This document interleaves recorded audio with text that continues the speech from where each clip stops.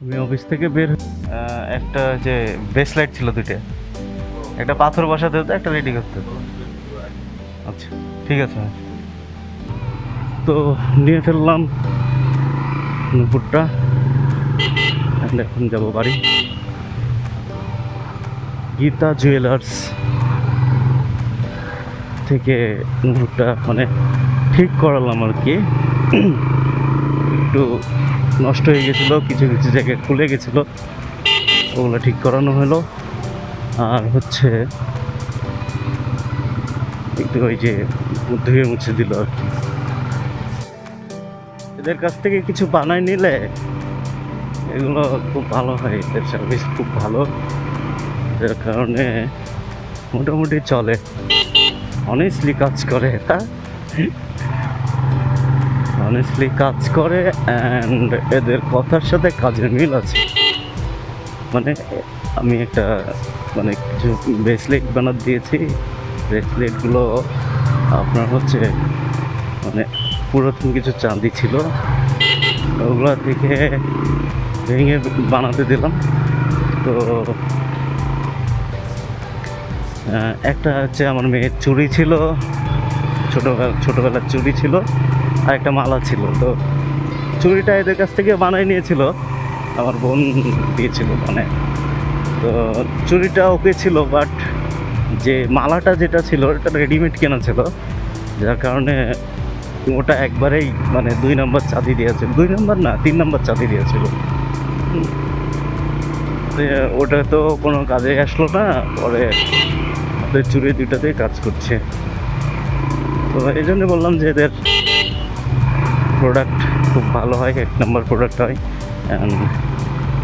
যারা বায়ার আশেপাশে আছেন বা রাজশাহী সিটিতে হোক, যেখানে খুব বেশি দূরে না, তো রাজশাহী সিটি থেকে বায়া কত কিলো হবে, লাইক 7 কিলো 8 কিলো। তো আপনারা চাইলেই এখানে এসে প্রোডাক্ট বানিয়ে নিতে পারেন এদের কাছ থেকে, ঠকবেন না এক কথায়।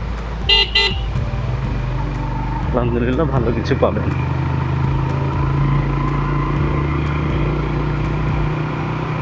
তো এটা হচ্ছে বিশ্ববিখ্যাত বিশ্ব রোড, এখানে সবসময় বড় বড় ভ্যান চলাচল করে, যে আজব আজব আজব আজব কিছু দেখতে পাবেন, ব্যাপার না। চলে এখানে এরকম কিছু।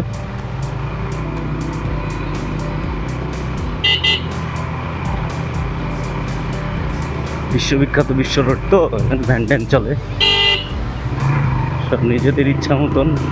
ওরা চায় না যে একটা গাড়ি আর একটা গাড়িকে ওভারটেক করুক, এইভাবেই চলাচল করে। তো কোনো ব্যাপার না, নিজে একটু সাবধানে চলবে তাহলে হবে। সামনে এটা হচ্ছে বিশুর মোড়, এরপর এটা হচ্ছে চায়ের চিটের মোড়। কথা কম হবে, চিটের অভাব নাই, 4টে চিট আছে, 4 চিটের মোড়। আর কিন্তু লোকটাকে বসায় রেখেছে, খুব ভালো খুব ভালো খুব ভালো। চলে এসেছি বিশুর মোড়ে, বন্যা তাক আছে। আমি এদিকে গেলাম বাড়ির রাস্তায়।